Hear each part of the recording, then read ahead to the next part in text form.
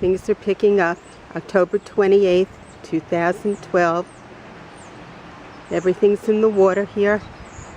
The wind is starting to blow. I'm going to David and Heidi's. This is how the block looks now.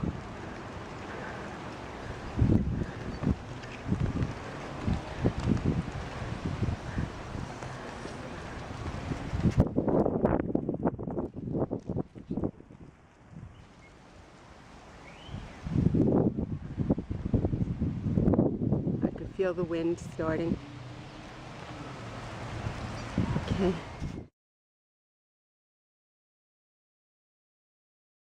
My name is Jesse Greenberger. I'm 29 years old, and I am the interviewer and the son Of Judy Greenberger. I am 65, and my son Jesse is interviewing me regarding the storm. I figured we would start with just a basic narrative of your experience during the storm, starting with the evacuation order and how you dealt with that. I knew something was coming. I felt it. I went to work Friday and canceled all of my errands that I needed to do and went and got batteries. I started to get ready. And then I canceled everything I was going to do Saturday. I stayed in the house. I did laundry. I got candles out. I did everything. I thought I was in top-notch shape, that I had done it all. I planned on Sunday that I would be out of there. So, what made you decide to go to Manhattan to ride out the storm? Nothing more or less than I thought it would be a good visit with my grandchildren. And when it was over, I would get back on the train and go home. And how did you first hear about conditions at your house or near your house?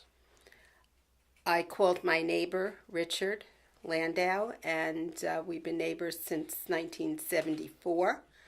And he told me what happened and that I will be scared when I see it. I couldn't get back to the house. I needed to drive back because the railroad wasn't working. My whole idea about just getting on a train. And the tunnels were flooded. Right. And how many days were you marooned in Manhattan?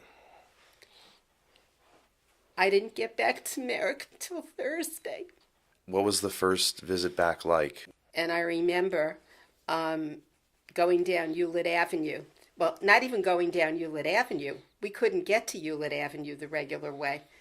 All the regular ways were blocked. So we had to go navigate around just until we could work our way down to near the house. When you got down to Hewlett and Bayberry, where I am, on the corner where the stop sign is, was a boat on its side. I got out and started running. I remember it. I started running.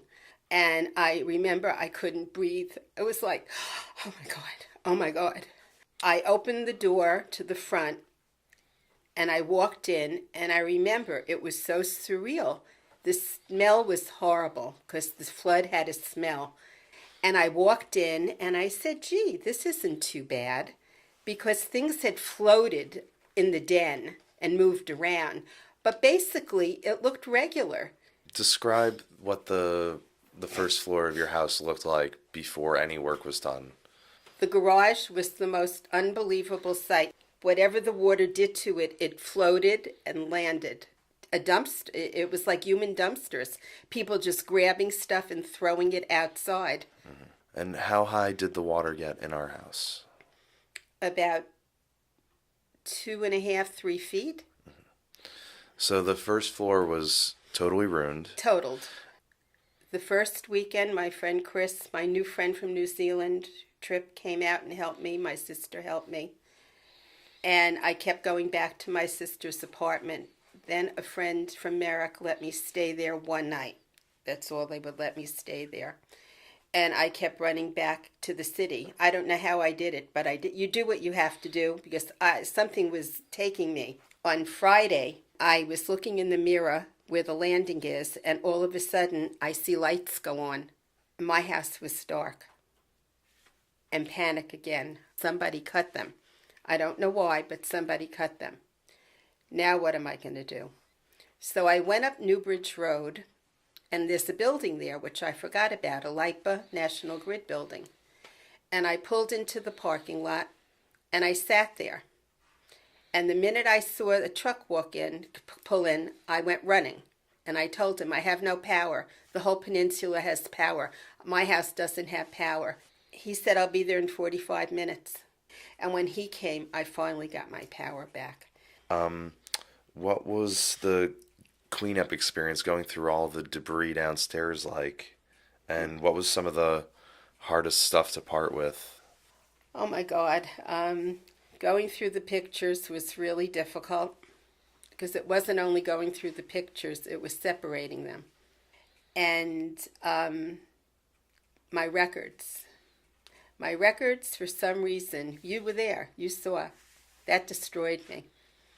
Because my records represented my life and my youth. And all these jackets were gone.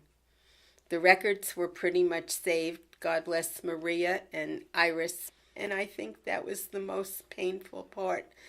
Because you could remember how old you were and who was popular then and what you were doing then. It was really, the whole thing was a life review. But your coming to help me was one of my highlights. Highlights? Yeah, that we were so close. That we could share it, that you cried with me outside the house because it was your birth house. You grew up there. Yeah. It brought me much closer to you. So how many months did the rebuilding of the house take? Well, now we're in August, and it's just about getting done for the most part. The fence is not done where the boat went through the back, and the bushes. But I don't care so much about that. I can live as long as the house is in order. So the house, is fundamentally the same structurally. But it'll never be the same. Right.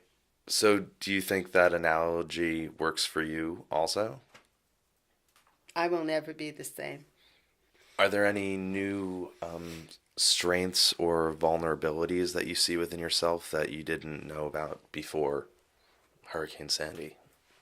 Yes, when I look out at the water, I get really scared.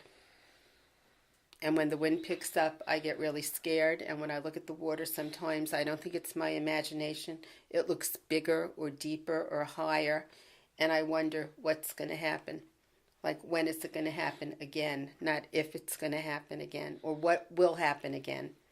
I feel more vulnerable.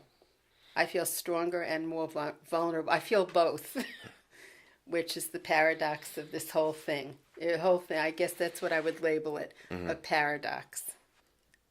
It's been a phenomenal experience, and as much as it was difficult, in some ways, it's hard to even say this out loud. I can hardly say it. I'm glad that it happened in some ways, because I'm profoundly changed from it. Thanks for talking to me. Thank you. I love you. Love you too.